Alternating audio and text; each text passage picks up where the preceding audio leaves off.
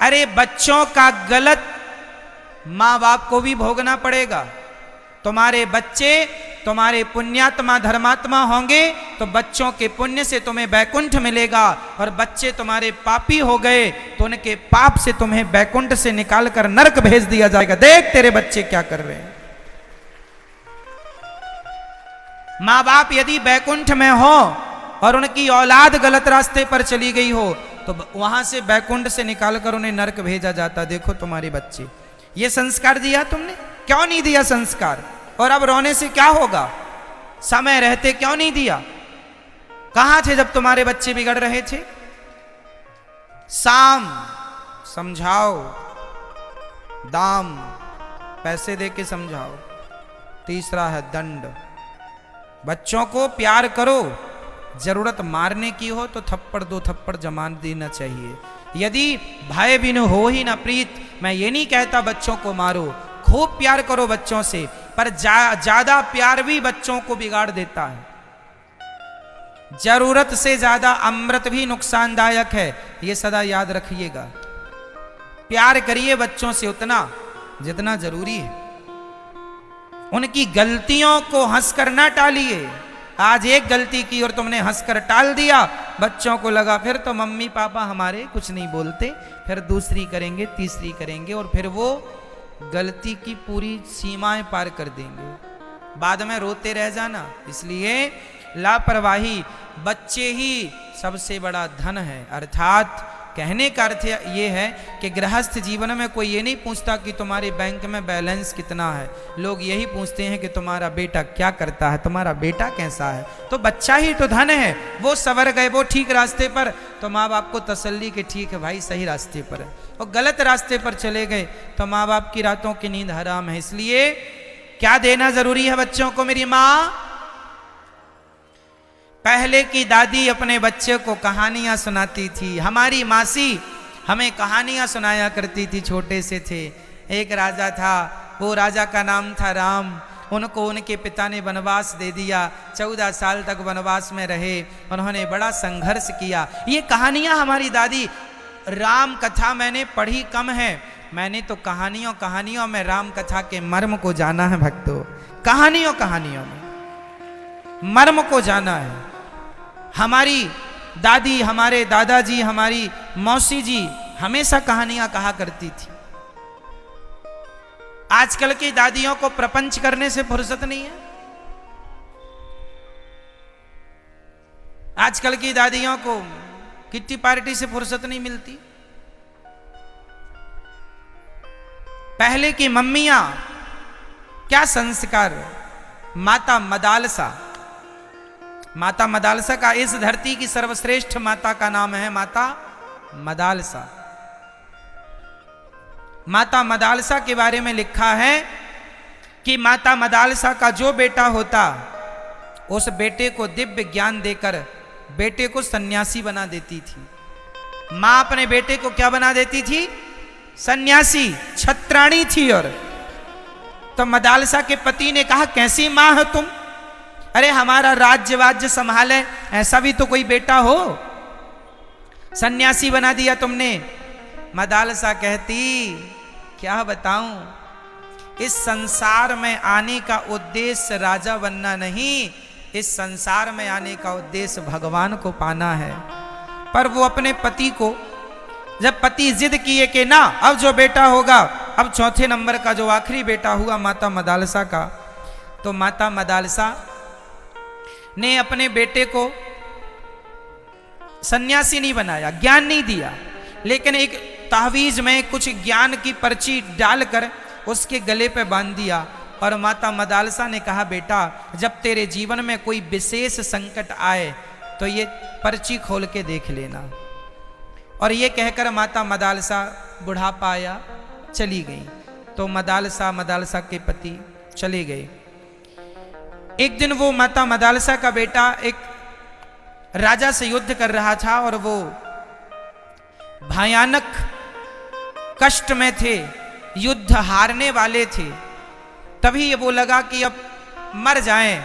तभी उन्हें याद आया कि माँ ने कुछ कहा था कि आखिरी समय जब तुम हार जाओ हिम्मत, तो ये पर्ची देख लेना। तो माता मदालसा ने भोजपत्र में लिखकर उसकी तहवीज में बांध दिया था। अब बेटे ने जब तहवीज में उस पर्ची को निकाल कर देखा तो उसमें लिखा था, बेटा इस संसार में आने का उद्देश्य उस गद्दी में बैठना नहीं है, उस पद पर बैठना नहीं है जिस पद पर तुम बैठे हो। इस संसार में आए हो तो उस परम पद में बैठो जिस परम पद में बैठने के बाद उस पद से कभी गिरना नहीं पड़ता। इस पद से तो देखो तुम गिर गए। ये दुनिया का पद, चाहे राष्ट्रपति का पद हो, प्रधानमंत्री का पद हो, किसी का पद हो, 5 साल के बाद गिरने की संभावना होती है, हाँ या ना? अरे आज का अमीर आदमी के कल गरीब होने की भी संभावनाएं हैं, हाँ या ना?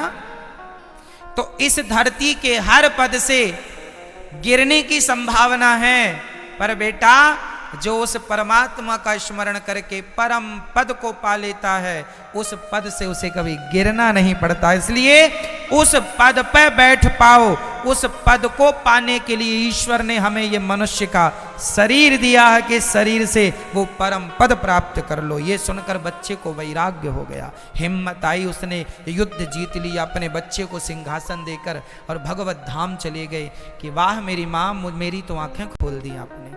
वही माता माता है जो अपने बेटे को कुमार्ग से निकालकर सन्मार्ग में लगाए, पाप से निकालकर पुण्यात्मा बना दे, वही माता माता है। आजकल की माताएं ये सिखाती हैं, बेटा पेट भर लो अपना, कैसे भी करके, चोरी करके, डाका डाल के, मर्डर करके, बस पेट भरो। ये आजकल की मम्मियां पोयम वाली, इतना कर लो भला के आजकल का आदमी बस पेट ही भर रहा, कैसे भी आए, चोरी डाका भ्रष्टाचार जैसे मिले चला। आदमी ये नहीं देखता कि मेरी मेहनत 2 रुपए की और मैं 10 रुपए क्यों लूं किसी से, कोई उसे ज्ञान नहीं है, बस पैसा पैसा पैसा खाता है, संसार के भोग भोगता है और सो जाता है। बस उसको लगता है खाओ पियो मौज करो, यही करने आए, उसे कुछ ज्ञान ही नहीं है। क्यों नहीं है ज्ञान? क्योंकि ना तो कभी आपने गुरुओं की संगत की, गुरुजनों की, ना तो आपकी माँ ने, ना तो आपके बाप ने कभी सच्चा ज्ञान दिया। अरे पेट भरू ज्ञान तो पक्षियों को, कुत्तों को भी है, कुत्ते भी पेट भर ही रहे हैं, पशु पक्षी, कौन भूखा मर रहा है मुझे बता दो। ये पेट भरू ज्ञान तो सबके पास है, तो इस ज्ञान से तुम्हारा उद्धार होगा। इसलिए ईश्वर ने तुम्हें मनुष्य बनाया है कि वहां जाओ, खूब पेट भरो अपना और खूब भोग भोगो और खूब सो, यही करने आए हो ना जी। बड़े भाग्य मानुष तन पावा, भगवान ने मनुष्य का शरीर दिया है, इसलिए भगवान की भक्ति बुढ़ापे में करो अच्छा है, जवानी में करो अच्छा है, पर यदि भगवान माँ बाप संस्कारी मिल जाएं तो धन्य है वो माँ बाप जिन्होंने अपने बच्चों को लड़कपन से ही भगवान से जोड़ दिया है। छोटे छोटे बच्चे तिलक लगाते हैं, छोटे छोटे बच्चे सूर्य भगवान को जल चढ़ाएं, छोटे छोटे बच्चे भगवान का नाम जपें, तो क्या बढ़िया संस्कार दिए। हम कहते पढ़ो, वैज्ञानिक बनो, डॉक्टर बनो, इंजीनियर बनो, खूब नाम कमाओ, पर भगवान से जुड़ के चलोगे तो क्या बुराई है। ईश्वर से जुड़े रहो, अपनी संस्कृति से जुड़े रहो, अपने संस्कारों से जुड़े रहो और फिर नाम इज्जत कमाओ, तो क्या बुराई है मुझे ये बताओ। क्यों जी? हम ये थोड़ी कहते हैं कि तुम डॉक्टर ना बनो, हम ये थोड़ी कहते तुम इंजीनियर ना बनो, हम ये थोड़ी कहते हैं तुम पायलट ना बनो, हम ये थोड़ी कहते हैं कि तुम बड़े बिजनेसमैन ना बनो। हम तो कहते हैं कि भगवान करे आप दुनिया के सबसे बड़े डॉक्टर हो, सबसे बड़े एडवोकेट हो, सबसे बड़े जज हो, सबसे बड़े इंजीनियर हो, आप सबसे श्रेष्ठ व्यक्ति हो इस धरती पर। लेकिन आप सर्वश्रेष्ठ होकर भी यदि परमात्मा का स्मरण बनाए हैं, ईश्वर का चिंतन करते हैं, हे नाथ मैं आपको कभी भूलूं नहीं, भगवान से प्रेम करते हैं, इसमें क्या घट रहा है, आपका क्या बुराई है ये बताओ। मैं संस्कारी हूं और संस्कारी के संग संग मैं यदि जज हूं तो इसमें बुराई है। मैं संस्कारी हूं और मैं बड़ा डॉक्टर हूं, इसमें कोई आपत्ति है? मैं संस्कारवान हूं और मैं बहुत बड़ा इंजीनियर हूं। क्या आपत्ति है साहब? मैं बहुत बड़ा इंजीनियर हूं और अपनी मां के पांव दबाता हूं, तो उसमें कोई शर्म है क्या? बोलो। आजकल के बच्चों को ना मां के पांव दबाने में शर्म आती है, और हम तो उन माओ के भी पांव दबाते हैं जिन माओ ने हमें जन्म नहीं दिया। धर्म के नाते वो मां है, तुम मिट्टी की मूर्ति बनाकर पूजा करते होगे नवरात्रि में, हम तो सच्ची माओ के चरण दबा के पूजा करते हैं नवरात्रि में। नवरात्रि में क्या 12 महीने तुम माटी की माता की पूजा करते हो, हम सच्ची माता की पूजा करते हैं। हमें तो लाज नहीं आती पांव दबाने में, हमें तो शर्म नहीं आती, हमें तो अच्छा लगता है कि ये हमारे हाथों, ये हाथ एक दिन हमारे जल जाएंगे, चिताओं में भस्म हो जाएंगे। जब तक हैं, यदि ये हाथ सेवा में बढ़ रहे हैं तो इन हाथों का होना तभी तो सब सार्थक है, जब ये सेवा के लिए बढ़े। बता दो तुम्हारे बाप दादों के हाथ कहां चले गए? हैं तुम्हारे घर में तिजोरी में हाथ रखे उनके? कहां गए? चिताओं में जल गए या नहीं? और तुम्हारे जो हैं जल जाएंगे या नहीं? हैं जब तक चरण दबा लो, सेवा कर लो, अपनी मां के पांव दबाया करो, पिता के पांव दबाया करो। यही संस्कार। मैं बहुत बड़ा इंजीनियर हूं और अपनी मां के पांव दबाता हूं, इससे मुझे गर्व होना चाहिए कि मैं इंजीनियर होने के साथ साथ एक संस्कारी बेटा भी हूं।